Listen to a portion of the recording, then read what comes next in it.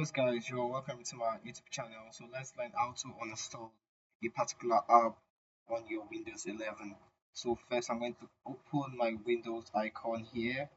Then I'm actually going to type for the app I want to install. So the name of the app I want to install is ShareX.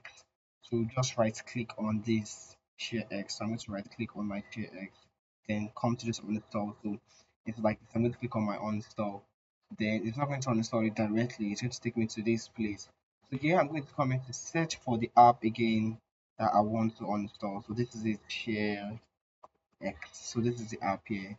Then you can see the app size and everything about the app. So I'm going to tap on these three buttons, then click on uninstall. So uninstall. So this is going to pop up.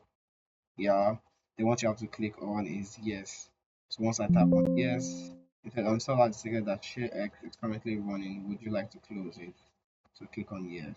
So are you sure you want to completely remove ShareX and all of these components? Yes. So yes, the uninstalling protocol is done. Then I can actually click OK. So here like this, my ShareX has been removed. I can come to confirm. Yeah, and you can see there's nothing like ShareX again. So why not just like and subscribe to my YouTube channel as you have done this one. Bye.